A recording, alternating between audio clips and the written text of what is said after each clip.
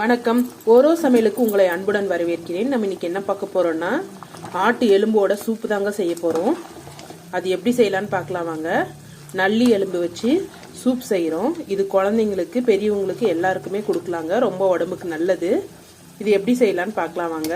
வீட்லயே சிம்பிளாவும் டேஸ்டாவும் செஞ்சிடலாம். அது எப்படி செய்யலான்னு பார்க்கலாம் வாங்க. மட்டன் எலும்பு 1/4 கிலோ.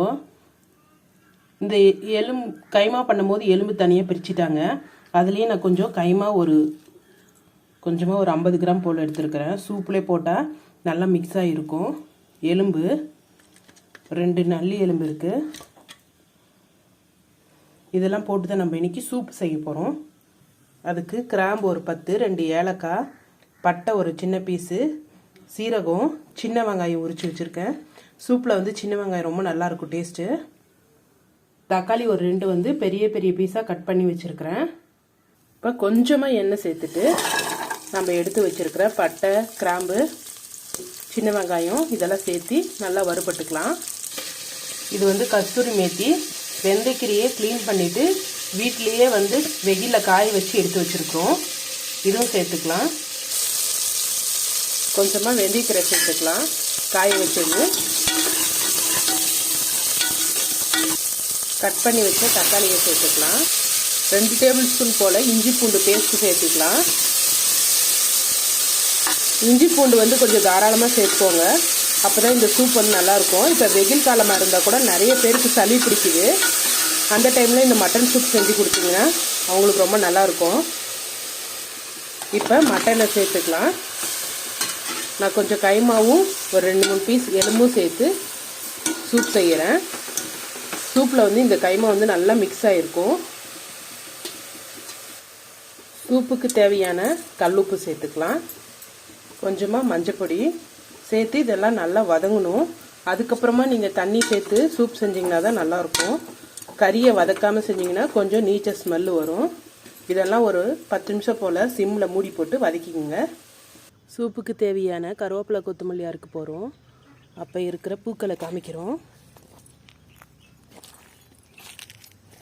பாருங்கள். ஒரு சின்ன குச்சியில் நிறைய ரோசஸ் எங்களுக்கு டெய்லி கிடைக்குது.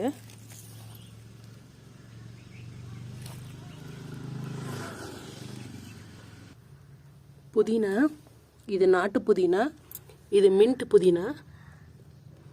இது புதினா ஒரு மாதிரி ஸ்மெல் இருக்கும். கொஞ்சம் இலை பெருசு பெருசாக இருக்கும். ஃப்ரெஷ்ஷாக அறுத்துக்கலாம்.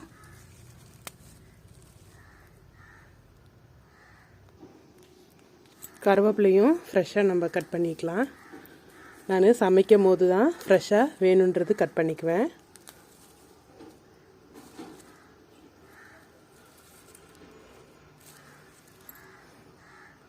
கட் பண்ணி விட்டதில் இப்போ தான் எல்லாம் நல்லா துளுக்குது. கட் பண்ணி புதினாவை கழுவிட்டு சேர்த்துக்கலாம். கொஞ்சமாக கருவேப்பிலை சேர்த்துக்கலாம். கொத்தமல்லி இருந்தால் நீங்கள் சேர்த்துக்கலாம். எங்கிட்ட கொத்தமல்லி இல்லை. நான் கடையில் வாங்கி கொத்தமல்லி சேர்க்க மாட்டேன். வீட்டிலே இருந்தால் மட்டும்தான் நான் சேர்க்குவேன் கொத்தமல்லி. எதனா அதுக்கு நிறைய ஊரியா உரம் போடுறதுனால நான் வீட்டிலே அது எதுவும் போடாமல் விளைவிச்சா மட்டும்தான் சேர்க்குவேன். இப்போ தான் போட்டிருக்குறோம். இப்போ தான் சின்ன சின்னதாக இருக்குது. இது நல்லா கலரி விட்டுக்கலாம்.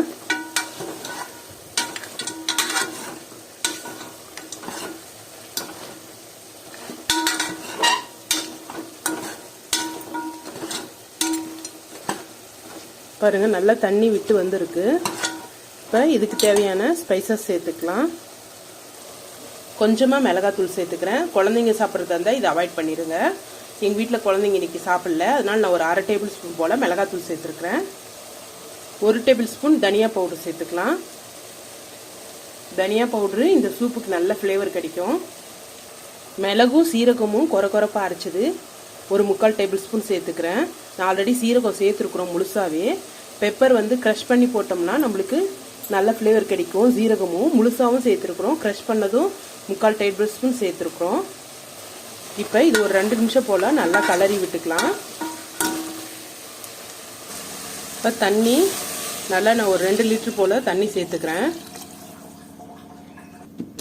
இப்போ இதை ஒரு 2 விசில் நல்லா ஹை ஃப்ளேமில் வச்சு 2 விசில் வந்ததும் சிம்மில் வந்து ஒரு 10லேருந்து 15 நிமிஷம் சிம்மில் வச்சு குக்கர் மூடி எடுக்காம சிம்மில் நல்லா தம் போட்டுட்டு எடுத்தோம்னா நம்மளுக்கு சூப் ரெடி ஆயிருங்க.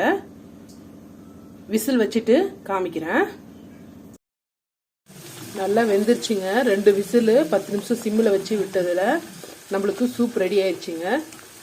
உங்களுக்கு காரம் பத்தலைன்னா இந்த ஸ்டேஜில் பெப்பர் பவுடர் போட்டுக்கலாம். உங்களுக்கு இந்த வீடியோ எந்த ஒரு இடத்துலயாவது பிடிச்சிருந்தா லைக் பண்ணுங்க, ஷேர் பண்ணுங்க, கமெண்ட் பண்ணுங்க, சப்ஸ்கிரைப் பண்ணுங்க.